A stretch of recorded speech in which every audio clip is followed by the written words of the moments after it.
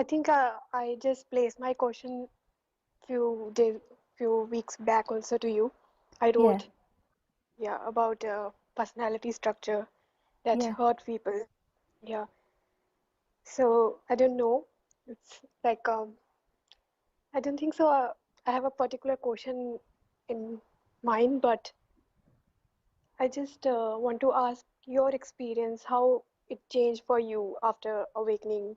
Did you have But the same thing? Yeah. sorry, I missed that. Just say that again.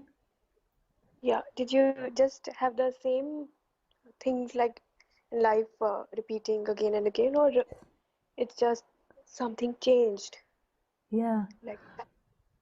Um, yeah. I found like after that awakening experience in 2011, I'd had quite a few awakening experiences prior to that, but that was a really big one. And after that, I found that my personality check structure changed quite a lot and my stories changed, but it was still there, but more like a ghost. So there was still a tendency towards things, but it was very thin, and therefore it led to different outcomes. But then it also led to some similar outcomes, like some similar ways of being. But I did find like there was a big change. Like I would have never been able to do live talks on the internet before 2011. Like that wouldn't be possible, even though it doesn't seem like it. Like I'm actually naturally an introvert, and and I just wouldn't have felt comfortable doing this type of thing. But now I just don't care. Like, so these types of things can happen. Um, yeah. And do you still like feel the tendency towards old habits and Yeah, so some of them, some went, but yeah, the way in which I would say like I became more like what I was like when I was a child. okay, Like so, I became more sort of like the original Lisa, and I also had these like tendencies that I'd learned as well, and they are still there in my body, but it's just very thin. So therefore, it doesn't. You don't really notice it all the time. okay, Like so, it's for me, it was like Lisa became very thin, so she can still be. I can still be problematic, like the like like for an example. So I tend to have more of an avoidant personality. Like I like not avoidant. When I say avoidant, I mean like socially avoidant. Like I do socialize, but I tend to prefer to be by myself. I do like to socialize as well, but I tend to be more of a bit of a loner. And so I just remember like this is a really good description of my personality. Like this was about 3 years ago. Was at my dad's funeral, and my mum told me that at the end I had to go around and socialize with everybody. Like so there was like 200 people at my dad's funeral because he was quite young when he died, and I just remember thinking this is just terrible. I really don't want to do that. Like for me, like my mum and my brother are super social people, and for me I was more like my dad. We're not super social people, and if we do have conversations we tend to like it to be really deep and thought provoking rather than more on the superficial level. Not that there's an issue with that at all. I can do superficial and sometimes I really enjoy that. And for me, doing that was, yeah, not something that I wanted to do. So I hid in the other room. There was like a okay, bar, like with okay, my partner, and there were some people that came in there. And when they came in, like I sat and talked to them, and I was fine with that. But there was no way I was going around to like 200 people. They were all sat on tables. It was like each family were on tables, and then socializing with them. Where my mum and brother, and my mum was, I think, annoyed afterwards, or maybe she wasn't annoyed. I can't remember, but I remember her being like, "Why do you have to do things like that, Lisa?" Like, but it's okay, just not my personality to want to do something like that. I really don't enjoy doing things like that. And that's always been the case. Like as a kid, I didn't learn to speak till quite later, and I remember often like running away from social situations. Like being in big groups and that type of thing is just not something I enjoy. And that's why it's a huge thing that I do these internet talks in comparison to what I used to be. Like, but I always will have that tendency, I think. Yeah. So in that way, it will stay the same. But if I was forced into it and my mum really did put a collar and leash on me and force me to do it, I would do it. And it's not your happiness or unhappiness not to do it, but my preference is like not to enjoy that sort of thing. And at the time, I can imagine myself saying to my partner, yeah, that's hell to talk to those people. Like, it's not really hell, but I would be like, that's hellish. Like, but it's not really hellish, but I can imagine myself expressing like that. Like, it really, if you're an introvert, that's not a fun thing to do. So in that way, the personality stayed the same. But in the same, if you have to do that type of thing, like, to me, the most important part is that that doesn't take away your freedom. Yeah. Your freedom is always the emptiness that's right here. And in a way, everything's going through. Everything's passing through, and there's nothing that grabs onto you on that level. Because what happened for me is like I was not, I was never on this path of knowing oneself and all. But suddenly something happened in 2020 when we were in lockdown. Yeah. Even before lockdown, it's just that everything, the beliefs I had, all things, just they disappear. Yeah. And I thought whatever I was doing, the practices and everything, it will yield to realizing true self. Yeah. But it didn't. And suddenly I just find myself, out of all that. I was not doing practicing and I just in those moments I realized whatever happened, I don't know. We can't do anything to experience that. But it was like I didn't know even I was just sitting with my dad talking and suddenly everything disappeared for me. And I just could see there was nothing of mine and it was just space and everything is watched. Yeah. Beautiful. And then I just come back and my dad was asking, what is it? Why are you laughing and all?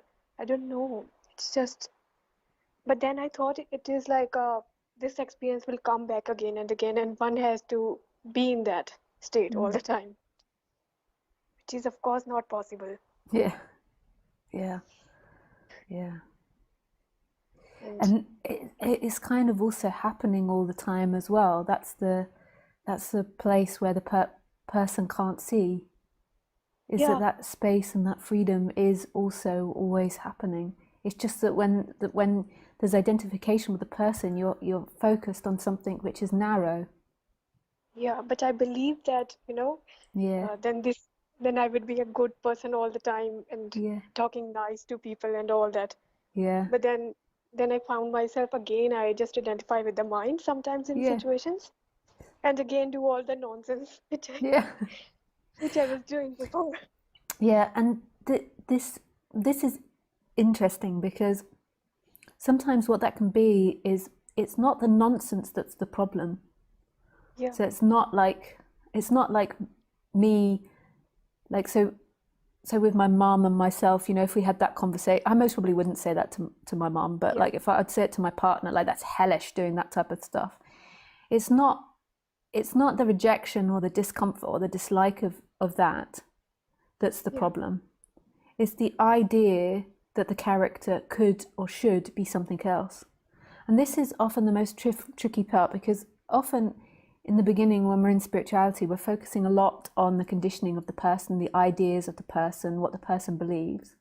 And then there yeah, is like this energetic shift, and then it's like a letting go of all of that.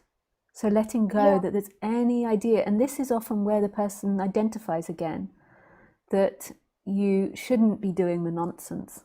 So it's like I yeah, remember with my teacher, like one time we were walking along and he was saying, you can be free and there can be like great anger, and I was like, that's ridiculous, you can't have this anger or be shouting at someone and be free. And I was like, no, no, no. And then we're walking up the Yeah, hill, and then I had one of those awakening moments where I was suddenly laughing at everything, and then at the same time I was really angry with my partner. And so I was like, there was this total freedom, and then the character like was like arguing with my partner, and then it was like, okay, so there can be anger and total freedom simultaneously. It's really that the character has to be the way the character is, and it's really surrender to that. And what part of it, what part of the mind wants perfection of the character? That's very yeah, difficult, that. yeah. But I thought it's because many people in India, they say once you have this realization, you would be totally changed, being like a doing a self like a social service or doing something to please everybody around, and all those ideas are there. Yeah, yeah, So yeah. I'm like I mean, I like am not. but it's all down to interpretation, because in some way, like when there is like the interpretation to the way someone speaks. So in some ways there is like total service that happens, but it's just not in the way the mind thinks. Because how do we know what's right and wrong in the end? We can't see the ultimate outcome of the story of being human. Yeah, You know, it like goes back to that Hitler story that in 2000 in 1909, oh I can't remember, 1919 maybe it was, I forget, that Hitler was in the First World War, and he some someone on the opposite side, like French or English person or Russian, I'm not sure who it was, caught him and was pointing a gun at him and was going to shoot him and kill him, but then let him go. Like, so we would say at the time, like, this is a good action. But then if we see what eventually manifests with Hitler, maybe we wouldn't say that was a good action. Like, we don't know what is good and yeah, bad in the end. So it's like yeah, it's like totally surrendering to this moment. yeah, And sometimes the body, especially after awakening, has to act out some of the traumas. yeah. That's what my point is. Like Yeah. I don't know, I had carried some unconscious, like from years and years. Mm. So all those are just coming out and projecting out, and without Yeah. even me knowing all this, like why I'm reacting like that. Yeah. Yeah, that's quite common, that the body, because the body holds and represses these traumas, these ideas, these wants, these Yeah, wishes in, and then when it like lets go, then sometimes they have yeah, to be acted out, and then they just become thinner once they're seen, like less yeah. and less But energy in them. and then for me, it is like a guilt building in that I did something wrong out Yeah, of traumatic situation where just somebody else is suffering because of me. yeah, yeah. That's one of the hardest things, is guilt. So in Christianity, they would say that that's the original sin, is guilt. Yeah, Like not, or the original, like that you've done something wrong, that you've got yourself kicked out of Eden, that you are yeah, guilty. yeah, And this isn't true. yeah, There is nobody that's acted, there is nobody that is guilty. yeah. On one part, there is this realization that okay, everything is happening according to the script or whatever. It's not me doing much of. But then I don't know. I just what I understood from all those talks is like there has to be something, you must be, I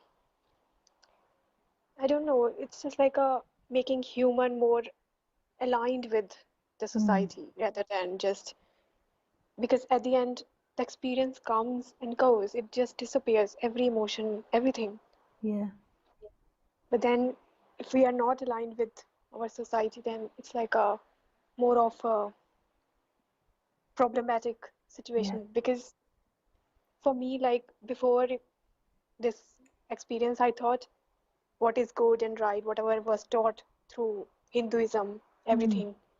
We must follow this. This is a good act of virtue, and this is a bad act. mm, You must talk like this, you must sit like this, and everything was taught to us. mm, But then after this, I saw everything is like a lie, Mm. whatever we are projecting over and over Mm. again. Mm. So maybe after years and years of repressing all those things at time I wanted to do, or maybe like that. Mm. So they are just acting out Mm. without my knowledge. Yeah, totally.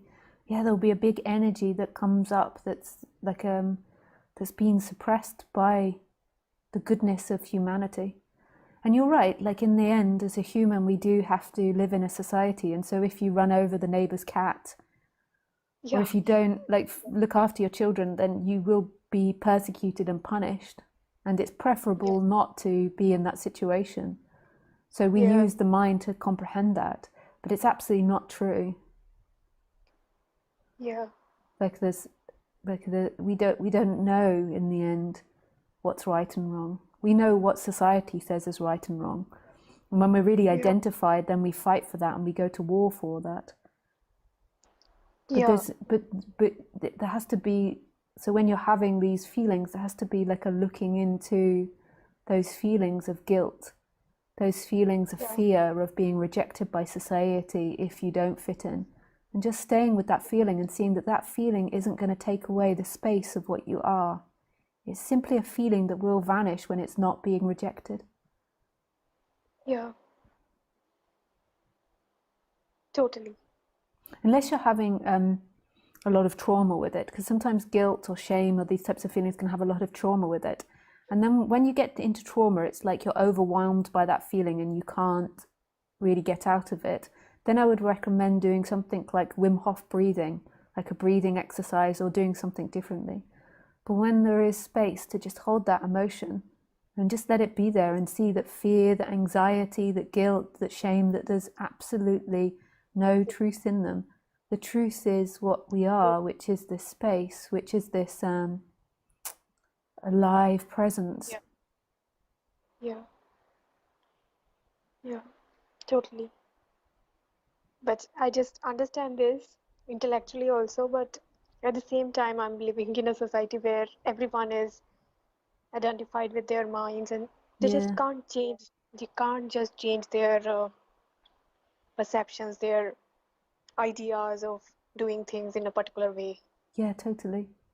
Yeah, I mean, our whole society is in like a cult, whether it be Hindu society or like Yeah, like German or English or American society. We're yeah, absolutely hypnotized, and part of the hypnosis is the fear of stepping out of that, the fear of yeah, being alone, because we yeah, can't survive alone. We are pack animals. Like we're like a colony. yeah, Like we can't live without the colony, without others. So we're terrified of being chucked out by that. And just seeing that that feeling isn't true, that your freedom is this alive presence that's right here, this yeah, empty looking and this sense of being, and that that feeling comes up, but it doesn't actually mean anything. It doesn't mean that you are going to be abandoned. It doesn't mean that you are going to be rejected. It's yeah, okay to be around and to live in a society that believe in certain things. It's okay yeah, to not believe in that and to not be part of that. You don't lose your security. yeah, yeah, totally. Yeah, And it's also, you don't have to confront other people in any way. Like, you don't have to tell them your opinions or confront them. I'm not talking about lying. I'm just talking about yeah, that you like that's their belief, and yeah, it's not your job to help them in any way in that. yeah. But most of the times, what happened is after this experience of change, I just I just can't help myself talking about that ultimate reality is beyond everything. And people, they just think I'm bad and I'm Yeah, talking something nonsense yeah, because it's not in their experience. And it happened to me, I was not even, I don't know why. And when all those things are gone away, all these ideas of that I have to do this, and then only I can get some high level experiences and all that. yeah. Yeah. So just create a lot of trouble for me in that sense. Yeah. Yeah. Maybe everybody goes through a period like that where they have to tell this to everyone around them, and then eventually they learn not to do that. Yeah. That's what I'm thinking why Yeah. I'm doing this in Yeah. front of people. Yeah. This makes them annoying, and sometimes it's just like in a group, I just feel they just started hating me, and Yeah. yeah, and just everybody feels like she's mad, and Yeah. Yeah. yeah, they think they just can stop me coming there and working there with them. Yeah. And I was wondering why I am doing all this because there is nothing to speak of. They already they some part of them also knows that. Yeah. And it's just being perceptive, like on the human level, if there is any strong emotion that you're feeling that you can detect when you're speaking about it. Because it can just be like life speaking through you, and that's the impulse that happens. But it can Yeah. also be because um, Because for me, I'm just speaking of the same topic whole day among people when I'm working with them. yeah, That there is like, I okay, fine, I respect all these rituals, but this is not what you are. And the beliefs of touching somebody and somebody's untouchable and all that is a lie. yeah, So, so they almost started hating me. yeah, totally, totally. Yeah, And and whenever I go, do you yeah, have any emotion or feeling when you do that? Is there any strong emotion or feeling that arises? there is some identification with the desire to talk of this experience again and again. I don't know why that comes, Yeah. but I know that this is like a will be a problematic for somebody who has not experienced it yet. Mm. Mm. It's like a imposing my belief of the memory because it's gone already, Yeah. and imposing my belief on somebody that you should believe it. Okay, this is what happened, Yeah. Yeah. and it can happen to anybody now. Yeah. What you could maybe like explore is like, is there some part in you that disbelieves it? Is there some part in you that needs, like, so always turning things around is always interesting. It's that it maybe doesn't lead to anything, but it's something you could explore. Like, is there something in you which you're trying to train the personality to believe it? Or you're trying to convince your personality, like there's like two parts of you. Like sometimes we have that inside us. We have one part that's rejecting something and one part that's pro it. Could Yeah, also very be true. about security. Like it could be that the like sometimes when we have these experiences, it really like dismantles us in so many ways in our life. And so by repeating it again and again, there can be some form of security that arises. But all of Yeah, this you can like investigate. So when you're having the urges and the impulses, like noticing like what's happening in the body, like where is this coming from? Like, is it coming from the heart? Is it coming from like, is there an energy in the heart that wants to speak, or in the throat, or in the belly? And when this will then lead you to your chakras, and then you can look. So if it's from the heart, often the urges of the heart are about being loved and feeling like you fit in. If it's from the solar plexus, it's often the fear of lack of control or wanting to yeah, control. Like if it's yeah, from the sacral chakra, then it's often about anxiety or fear. Uh, yeah. Okay. Maybe it is because before experience, I was experiencing very my experience is about almost like a low self-esteem, oh yeah. not somebody who is not wanting to live and something like that. I was going through a lot of that. Mm. So Yeah, that might when be from the heart area then. Like low self-esteem can also be the solar plexus, but it tends to be like I don't have any worth, like I don't have anything I can give to society. yeah, And that's often the heart area. And you do, like just your being and your presence, no matter what, is an absolute gift, and it's just noticing that. And you can also, when you notice it like coming and arising, then you can also tell yourself the opposite story.